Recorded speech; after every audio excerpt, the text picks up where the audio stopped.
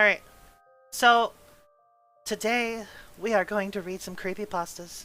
And the very first one we will read today is called A Cold Love Story by, I believe, Liam Vickers. Alright, here we go. I sent the text to my friend Max, reading, "Dude, are you at school?" The bus was already a good 20 minutes late. It was November, and it was cold. So damn cold. My eyes burned against the outside air, and each intake of breath was like swallowing razor blades. Everything was dim, tinted a dull blue, and all was eerily still, seemingly frozen in time. Mercury in the thermometers had settled to the bottom, refusing to budge. I could see my breath as it shimmered against the thin air, warping and climbing upwards in despair before vanishing. Even the trees, long dead, with crooked, empty limbs, appeared to be shaking against the cold. Frost and ice glinted sharply in the faded sunlight, clinging on and threatening to overtake the trees. The occasional glimmer of sunlight was nothing short of an ironic and cruel sight, as its warmth could not be felt. It seemed so distant, its hazy blue glow so utterly small and insignificant against the frozen vastness. The crunch of snow could be heard as I walked, a crisp, sharp sound cutting through what was otherwise dead silence, before disappearing into the oblivion with nothing to return an echo. I stopped for a minute. It seemed as if I was the only one in this world, a world of cold, of stillness, of nothingness. Neither the heat of a friend nor the joy of their company existed here. I was taking a note of all this with my eyes closed, so as to keep them from freezing, when I began to hear the crunching of snow. It was Sarah. I always met her at the bus stop. Had been, anyway, for the past 2 weeks. I was glad of it, too. I used to hang out with my good friend Jenna, but she hadn't been showing up for the past week or so, and now it was just Sarah to keep me company. I opened my eyes slowly, wincing at the frosty wind. I could see Sarah walking towards me, pace slow and steady. Her balance wasn't affected in the slightest by the now increasing gusts of frigid air, whipping snowflakes around like small needles. She wore a fuzzy wool purple hat that sat lazily atop of her head. It didn't obscure her face at all, however, and I could still see her eyes of the purest blue you could imagine. They were only highlighted by her flushed red cheeks, no doubt due to the cold. She was absolutely beautiful. Sweet and funny, too, but for some reason, I never really saw her with any friends. I suppose this was because she had just moved in, and because all the guys I knew were too afraid to even talk to her. I guess that's why she was stuck with me all this time. In fact, she actually seemed incredibly lonely when I wasn't with her. I suddenly snapped out of my thoughts to realize that I was staring at her. She saw me looking and gave a slight giggle, with an exaggerated wave. I quickly blushed and only managed to choke out an awkward "hey" before turning away. I quickly whirled back around, however, as I realized that something was wrong. She was wearing nothing but a t-shirt, a pair of short shorts, and her backpack. I practically tripped over myself as I ran to her. "Sarah, what are you doing?" I cried. She stood in front of me, shivering and taking short, staggered breaths. Her attire was certainly strange, but there was something else wrong, too. Something was different about her. "Did you walk all the way here like this?" I asked, dumbfounded. She had said earlier that her house was a good 20-minute walk from the bus stop. "John is worrying about me," she cried, her face lighting up as her eyes widened and stared straight into mine. She paused for a minute before sheepishly continuing. "I thought, maybe I could use your coat." Her voice trailed off as she looked down at the ground. I couldn't believe it. I had on several layers of jackets, and I was still freezing. I couldn't even imagine how cold she must have been. "Oh my God, Sarah, of course!" I cried, taking off layer after layer and wrapping her in them. "Did you not have enough time to grab a jacket?" I asked incredulously, now down to just a t-shirt myself. "You must be freezing. And the bus stop is... and the bus is already really late. You had plenty of time." She shook her head. "I wanted to use yours," she giggled, wrapping her arms around herself in the jackets she was now wearing, smiling with eyes closed. I was taken completely aback. This wasn't like her at all. "You..." I stammered. "You did this on purpose?" "I've never felt so close to you," she smiled, leaning her head on her shoulder. My mind was racing. I had no idea what to say to that. "Sarah, why are you acting so strange all of a sudden?" I asked. She didn't respond at first, and didn't seem to have heard my question. "Aw, won't you be cold now?" she suddenly cried, forcefully grabbing my hands in hers. My mouth moved, but words were nowhere to be found. It's okay. I'll just freeze to death," I finally joked, as I often do when I'm uncomfortable. Her face erupted in horror, her eyes going wider than I'd ever seen. "No!" she screamed in anguish, beginning to unzip my jackets, meaning to give them back. "No, I was joking," I cried, grabbing her arms to stop her. The instant my hands closed around her, her face flushed bright red, and she stopped in her tracks. "John," she stammered, "you need them more than I do." I laughed awkwardly, sickening concern encroaching on my heart. Her face changed then, distorting, twisting, and giving the whitest smile I have ever seen. I found myself backing up and letting go of her arms. Her smile was misplaced somehow, erroneous and deranged. It crawled across her face like a disease, just kept spreading. Her eyes didn't blink and stared straight towards me, but weren't really focused on anything. The areas in which they normally seemed to sparkle now seemed dull and flat. It was incredibly disturbing, so much so that I began to sweat despite the cold. "So, are you ready for school?" I asked nervously, trying desperately to change the subject or do anything to get rid of that smile. "School?" she questioned, straight-faced, her eyes slowly coming back to focus. "We don't have school today, silly. It's a snow day because of the storm that's coming," she giggled. "What?" I cried. "Gosh dang it! I didn't get an email or anything." She said nothing, but looked at the ground guiltily. Then I saw it. A smile began to slowly carve out her cheeks. I was dumbfounded.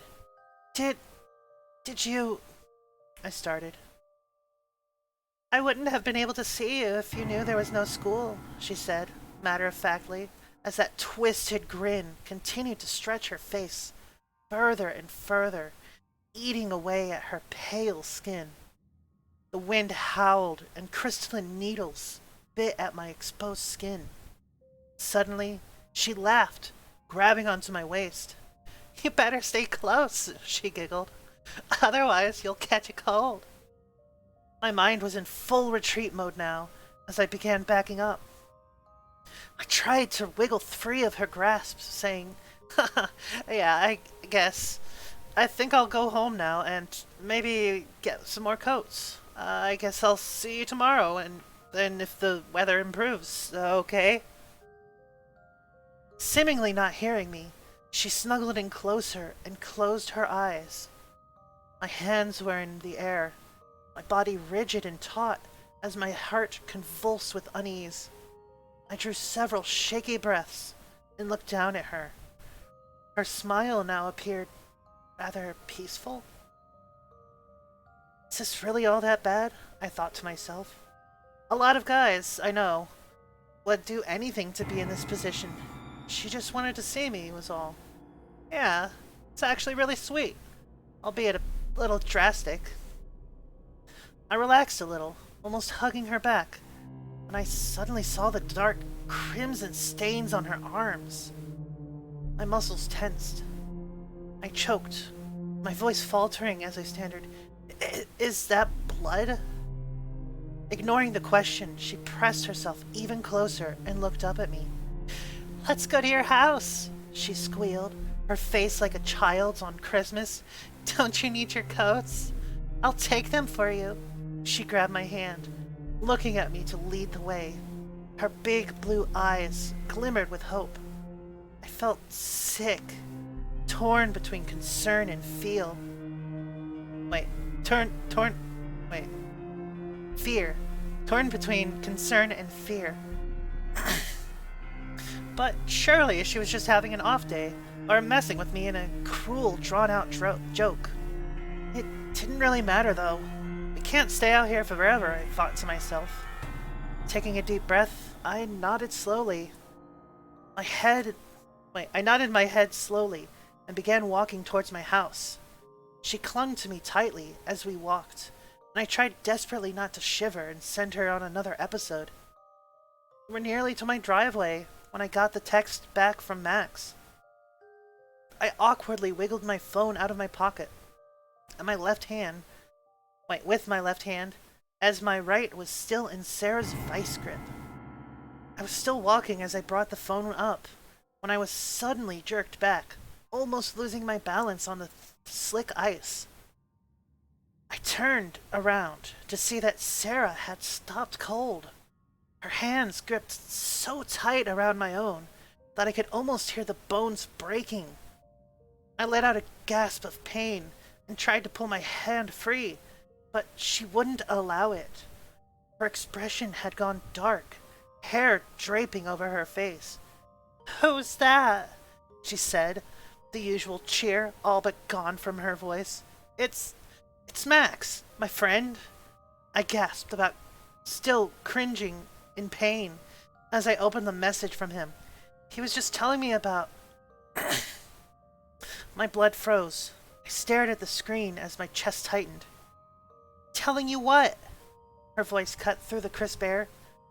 "Just about how much he likes snow," I lied. Slowly, her cute face reappeared, and her grip lightened as she smiled at me. We began walking again. "You know, I like snow too," she said coyly. I didn't even hear her. I was too busy staring at what was on the screen. It read, "Yeah, of course I'm at school. Where the hell are you?" I turned to look at Sarah, my hands beginning to shake, having nothing to do with the cold. I'm sure my face showed my horror and confusion, but she saw. She didn't let on as she met my gaze with a cutesy smile. Her murky black hair was partially obscuring her left eye, making the right seem all the more piercing as its frozen blue hue searched my face. I could feel its chilling gaze stabbing at my numb skin. "Who would you rather hang out with?" she said, still a hint of malice in her quiet voice. "What?" I stammered. "Max. Is he a good friend of yours?" she said, looking away. "Yeah, I guess," I replied nervously. "I mean, I've known him for a while." Her hands slowly balled into tight fists, nearly crushing my own, as she muttered something under her breath. Then she turned into my driveway and started walking down, leading me. How did she know when to turn? How did she know this was my driveway? I yanked my hand from hers with all of my might and took a few steps back. "Sarah," I said, trying to keep my voice strong. Where is the bus? She looked devastated, staring at her empty hand, not saying a word. Her irises shook slightly, her face becoming hollow, whatever color she had disintegrating into a gray slag. Where the hell is the bus, Sarah? I yelled. Why didn't it ever come? She looked up at me. No school today, she muttered to herself, eyes once again distant and dim, as she fumbled around and tried to reach for my hands blindly. Yes, we do, Sarah. We do have school, I cried, further backing up. The bus should have been at the stop, but it never came. It wanted just the two of us, she mumbled, face blank and emotionless. And why do you have your backpack if you weren't planning on going to school? How do you know where I live? I was becoming hysterical now. She chose to ignore all of this and instead found my hands again, gripping them tightly and smiling crookedly in the most unnatural way. She didn't seem to be feeling emotions and yet carved them into her own face all the same. It was as if she was trying to imitate expressions she had seen others express. I'm cold, she said. We should go inside. Took a few long breaths and tried to calm myself down. It must have just been a misunderstanding. Max was probably just messing with me. It wouldn't be unlike him to joke around like that and get me all worked out about missing a school day that didn't exist. He was the one lying, and I had lashed out at Sarah, who was just trying to be nice. Right? I'm not even sure if I believed it myself, but it was better than thinking of the alternatives. I'm sorry, I sighed. Then, fumbling for words to make her feel better, I choked out, Thanks. Thanks for being with me. My heart warmed as I saw her face shift ever so slightly. As if waking from a dream, her eyes glanced around, taking in her surroundings for the first time. Her sunken, lifeless features slowly ebbed away as, for the first time today, a believable smile flickered into view, one that didn't appear forced or fueled by delusions. When her eyes cleared, focused on me, and realized that I was smiling back, she blushed profusely and turned away. I laughed at that, and she started to giggle too. Her eyes suddenly flicked down to her hands, which were still gripping mine. She let out a little squeal and dropped them, burying her face in her palms, apologizing over and over. Her black hair meandered around aimlessly in the wind, doing little to hide her embarrassed face.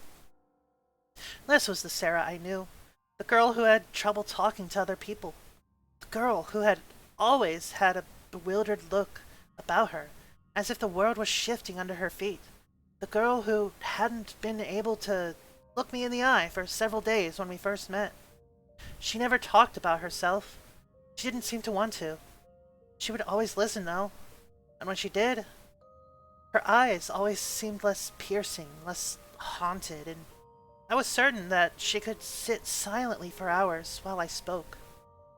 Before the events of today, I had still known something was off about her, about the way she listened so devotedly. I could always see a faint emotion shift her features, but it was now finally clear, what I had been looking at. Relief. When she listened, she appeared relieved, so incredibly comforted to be free of her own thoughts. It was absolutely heart-wrenching, but it also served to make her previous demeanor of a few minutes ago all the more out of place. She hadn't listened at all. She appeared to be trapped in her own mind. As we began walking down the driveway to my house, I looked at her and took a heavy breath, calming my nerves. I only hoped that her strange behavior had subsided for good. We trudged through the slowly accumulating snow. I had been too lazy to shovel it with my parents having left for Hawaii a week ago. Ironically, as much as it pissed me off to manage them on a beach while I was stuck here. I was actually glad that neither of them would be home for a few days, so I wouldn't have to explain Sarah to them. I would just be all too like them to try and make things weird if I brought a girl over. We reached the door, and I fumbled for my key, eventually unlocking the door and jumping inside before too much warm air escaped into the bitter cold. I immediately started up a fire, not really realizing how cold I had been until that moment. I looked over at Sarah taking off her jackets and folding them neatly before placing them down gingerly by the entrance. Her movements were strained, her spindly limbs tired and weak. She appeared to have a normal mental state now, but as she finished up and her eyes glanced at me, I couldn't help but tense a little. "Hey, Sarah?" I asked slowly, my heart going dark and beginning to pound, distrust and fear suddenly reclaiming me. I had to know. I nervously continued, "Could you maybe go to my room and get me a hoodie?" My pulse was racing and my breath quickened. If she could. "Anything for John," she cried with a big smile, turning to go. She took several steps further into the house. Her pale form walked deliberately at first, but her face gradually devolved into a strained, staggering motion before she eventually came to a complete halt. Still facing away from me, her icy voice quietly seeped out. "But I don't know where your room is." I felt a huge wave of relief. Thank God. I felt bad for ever doubting her, for giving her such a dumb test. I laughed. "Sorry, that's right. It's up the I suddenly stopped myself. "You know what?" I chuckled. "I'll just go get it. I need to stop being so lazy anyway." What was wrong with me? I apparently still felt like I couldn't trust her. Stupid. Stupid! But I just couldn't stop myself. I didn't believe her. I wanted to know if there was really no school. I wanted to know why she had been acting so strange. The only thing holding me back was the fear of such a question bringing back that other smile, that deranged face. So I just kept quiet, instead asking if she wanted some hot chocolate. Her eyes lit up. "Is that even a question?" She laughed. Her ghoulish posture slackened slightly as she turned to face me. I smiled and moved into the kitchen, starting a pot of water to boil. "Would you mind watching this for a second?" I asked. "Don't you worry," she joked. "No one watches water better than me." I laughed and ran up the stairs to my room. I grabbed my doorknob only to recoil in shock. It was freezing. I could feel a draft of frozen air seeping out from under my door. I gingerly grabbed the handle with my fingertips and slowly opened it, letting loose a blast of frigid air. It felt like a window had been left open, but as I checked, they were all closed. Now that I thought about it, I remember my room being freezing that morning as well, and really quite drafty for the past week or so. I was only now really noticing it, now that today was so particularly cold. I would probably have to sleep downstairs by the fire until I could figure out the problem. I quickly grabbed my hoodie and closed the door to my room, so I wouldn't let all the heat out of my house. I walked back down the stairs and into the kitchen, but Sarah was gone. The pot was boiling over, spilling water onto the floor. I quickly ran and shut off the heat, cursing under my breath as some of the scalding liquid splashed onto me. I grabbed some towels and began soaking up the mess. I finally got it all cleaned up, and when I thought I could hear shuffling on the kitchen floor. "Oh no! John!" Sarah suddenly cried from directly behind me, making me jump out of my skin. I whirled around to face her. She was holding her backpack, seemingly empty now as she slung it back over her shoulder. "What were you doing?" I asked, my eyes narrowing. As soon as I said it, I immediately regretted doing so. I began to see her eyes frost over as she searched for an answer. her face becoming sunken, lifeless, her personality flipping. No, it's all right, I cried desperately, handing a mug to her. Do you want marshmallows? Look, I have cute little bunny-shaped ones.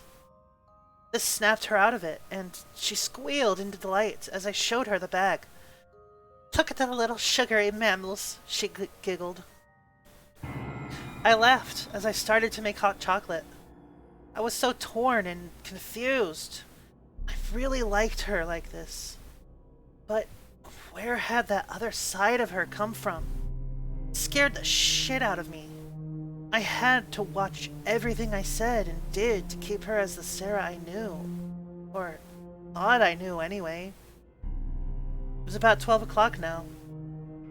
The school would have called by now to report me absent if there had been school today, I thought to myself. I let myself relax a little more, looking over at Sarah as she sipped delicately on her hot chocolate. Her hat was still goofily perched on her head. I smiled and reached over the table to her, adjusting it so that it was at least sitting straight. There, I said, sitting back down and grinning. That's better. She stared wide-eyed back at me, her cheeks going red, trying in vain to keep from smiling. Suddenly, from within her backpack, her phone rang. Couldn't help but facepalm as I heard the ringtone. Bruno Mars? I laughed at her. Face broke out in horror. You're just as bad as my mom, I continued. I can't believe you two have the same ringtone. She practically squealed in embarrassment and fished around in her backpack, quickly tearing out the battery. She sheepishly put the battery in her pocket and looked down at her feet. Do you want to, she asked nervously, maybe walk to the bus stop with me tomorrow? Trying to change the subject, eh? I playfully jeered. Her face just grew even redder as her hands fumbled hastily with her shirt. I couldn't help myself. It was impossible to say no to her like this. Any fears from before were buried deep in the back of my mind. My giggle slowly died out and I gave a slight nod, saying, yeah, sure. Great, she cried, suddenly bolting out of her chair and running to the door. I've, got to do something now. I'll be here tomorrow at 6, she called back as she disappeared into the frozen wasteland, shutting the door behind her. I sat stunned for a good minute. Where the hell did that come from? She hadn't even taken a coat with her. Imagining her in just a t-shirt in that brutal cold made me want to run after her, but I knew she was long gone by that point. I lazed around for a few hours, did some chemistry homework, and even shot Max another text saying, I'm serious, man. We didn't have school today, right? But he never got back to me. He rarely checked his phone anyway, though, so I brushed it off, opting to sit and watch TV rather than simply wait for his lazy ass to reply. I was absent-mindedly watching some sort of documentary when my phone finally buzzed. Picking it up, I realized that it had just run out of batteries. Max still hadn't responded. Groaning, I stood up and picked up my house phone. I would just have to call him at home. I punched in his number and brought the phone to my ear. Dial tone. I tried again. Dial tone. Frustrated, I looked at the monitor. No service, it read. What? It was a landline. How is that even possible? I grumbled to myself. Must have something to do with the storm. I sighed and tossed the phone aside. Plopping back down onto the couch, I realized that I should have been checking the news to see if they had any insight into the possibility of school tomorrow. I flipped to the channel and my heart practically stopped. I only heard the tail end, not releasing images of further details on the bus accident. Then the camera switched and they began talking about the highway conditions. I felt an absolutely horrible sickness gripping me. It couldn't be, could it? Surely that little dialogue I had heard couldn't have been talking about that. Not about the bus on my route. That would be ridiculous.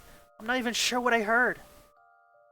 I tried in vain to calm myself down, but I quickly realized that I had to know for sure. A strong wind suddenly gusted outside, and the house shook, tremors being sent down every dark hallway. I stood up from my couch slowly, glancing at the snow beginning to plaster against the walls, the windows. Although gray and dull, the flakes seemed to glow against the oppressive darkness as nighttime fell. The frozen slag piled up as distorted structures slowly spread across the once perfectly clear glass. I secured every layer I could find and suited up, grabbing my flashlight and taking several deep breaths. The frigid night air seemed to ripple with heat distortion as the door swung open, falling stagnant again as I stepped outside. I locked the door behind me and fumbled the keys into my pocket with shaking hands. I began walking the routes the bus would have taken, my pace slow, the sickness growing worse with every crunch of snow under my feet. The school didn't report you absent. That's because the phone is dead. Max was just playing a joke. Then why didn't he ever text back? Nothing I said to myself made me feel any better. The dim light from my house was becoming more and more distant now, disappearing altogether as I turned a corner. Now just me and the flurry of snow. The skeletal trees surrounding me groaned against the wind, their twisted black shapes silhouetted against the deep blue hue of the night. I hadn't seen another house for some time now. The families in my neighborhood were exceedingly spread apart, and the empty stretches of road seemed to snake on forever at points. More often than not, snowplows didn't even find the time to drive us deep into the community as I was going. It was snowing quite heavily, but I was still certain I would be able to faintly see the tracks of the bus if it had driven anywhere. Despite this, I hadn't seen its tracks for over a mile. Ordinary cars never usually drove up the way I was walking, and yet I noticed that the roadway was layered with the tracks of smaller vehicles. They looked fresh. It's when I saw something up ahead, barely visible in the haze. Lights, flashing red and blue just ahead around the next bend. Whatever sanity I had left was quickly draining. I approached the lights and peeked around the corner. I didn't want to believe it, but the sight that had greeted me was something I had known I would find all along. There, surrounded by ambulances and police cars, a mangled mess of metal, shattered glass, sat the bus I had been taking for nearly 4 years, jutting sideways out of a ditch. The windows were caked with blood, which was still a dark crimson red, preserved perfectly in the cold. The once hot, steaming liquid had frozen solid to the splintered glass, encircling small, bullet-sized holes. The ambulances were stuffed with body bags, as the surrounding street was scattered with a few severed limbs. I swore I could see steam slowly rising from the dead white appendages as they were ever so slowly covered in drifting snow. I tried to listen to what the officers were saying, but not daring to get too close, I could only make out a few words and jumbled phrases. Hacksaw, removed post-mortem, and one that made my stomach churn. A few missing pieces. Realizing how downright suspicious I looked, I began sprinting back to my house, trying to keep my stomach down as my heart lurched rapidly. I reached my front door and frantically fumbled for the key with my numb fingers, looking behind me into the inky darkness. I finally got the key in the lock and turned it, but then I heard a sound. A sound on glass. It was coming from above me. I looked up slowly, heart pounding. There, in the window above me, the window to my room, I couldn't see much of anything.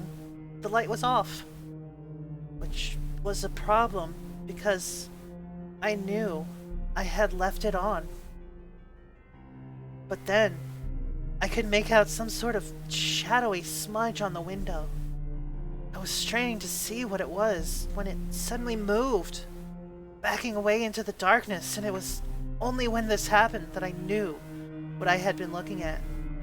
Sarah's pale, ghastly form had been pressed up against the glass, smiling down at me with a grin that splintered her face in half.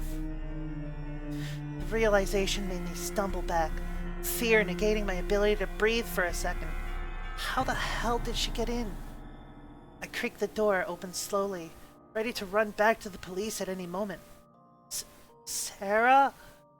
I called into the house, hearing it echo down the dark, empty hallways. What are you doing in here? My voice trailed off. What the hell was I doing? I needed to run. Run now!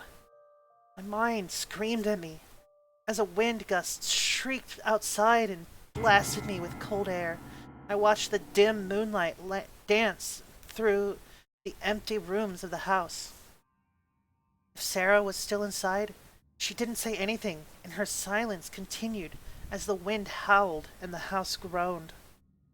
Thump, thump, thump. Something was beginning to roll down the stairs from the top. Something heavy. From my position, I could only see the base of the stairs, so I could only listen as the sound grew closer and louder. Then it happened. A pale, mangled form came tumbling down the last few steps and smashed into the ground, its limbs horribly twisted and broken. Crimson globs speckled the soiled ground where it now lay. Its arms and legs seemed to radiate a ghastly white, splayed out like a spider on the shadowy ground. Heavy blood oozed from it, silently in the darkness. It had no head. Then I could make out footsteps. My body was frozen, my heart spasming erratically. I couldn't take my eyes off the corpse.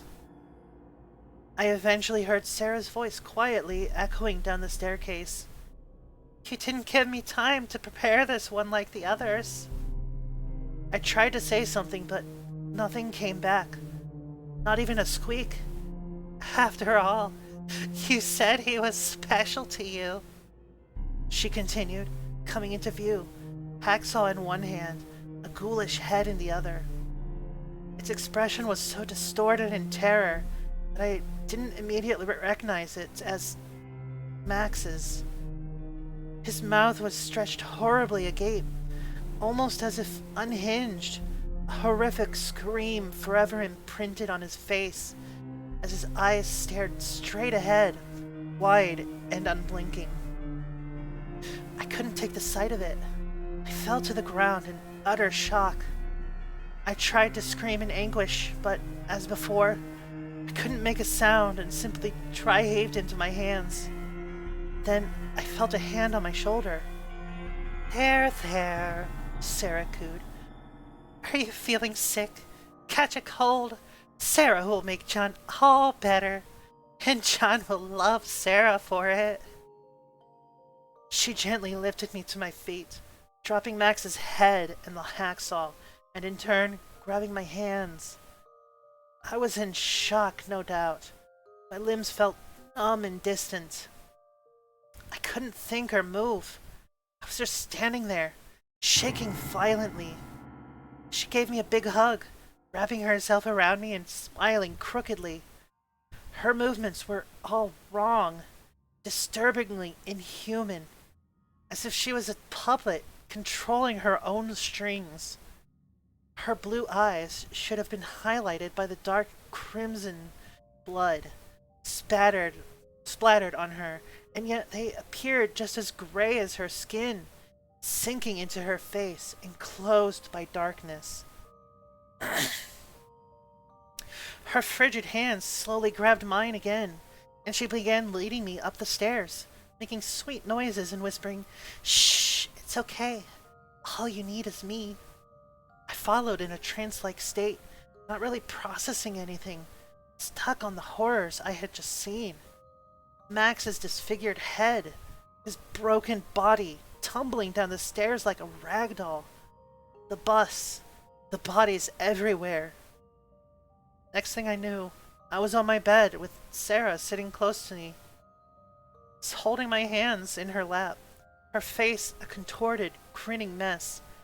"It's cold in here, you know," she said, blushing as her eyes remained dull and lifeless. "Maybe if you just held me." I managed to choke out 2 words. "My friends." My eyes began watering. "Shh," she swooned, maneuvering to sit on top of me. "John's friends are all here." I shook my head. "Mrs. Bus Driver Lady is over there," she assured me, pointing to a mangled, bloody mess in the dark corner of my room. Through my bleary vision, I could make out a ghastly set of eyes staring lifelessly ahead from within the mound of flesh. The sight was horrendous, and I turned my head away, gagging some more. "You don't really need anyone but me," she continued. "But I didn't want John getting lonely either, so I kept your friends here." She began stroking my hair. "Most of Jenna is in your closet." "I cut a hole in your roof so she could stay here for longer," Sarah giggled. "Room temperature is no good for friends. It must be cold, like outside. I've let her be with you all week. It's my turn now." I began thrashing around, trying to scream, but only letting out strangled squeaks. I couldn't take any more of this. She giggled and interlaced her fingers with mine, pinning my arms down and bringing her face inches away, grinning from ear to ear. Her head was tilted to one side, her dull gray eyes swirling with darkness. "Only me to love now," she whispered. "John loves me now." I shook my head violently. "No," I croaked out. "You're so funny," she laughed. "John loves me, and I love John so much." She leaned her forehead against mine. "Much more than his parents. His parents wanted to leave him, but I made them stay with John. Made them stay." Her hand moved and gestured to under my bed. Then she kissed me. Wow, that's quite the story. Holy shit. That's the end of that. That was a cold love story. Who was that written by? Liam Vickers. A cold love story by Liam Vickers. Oh my goodness.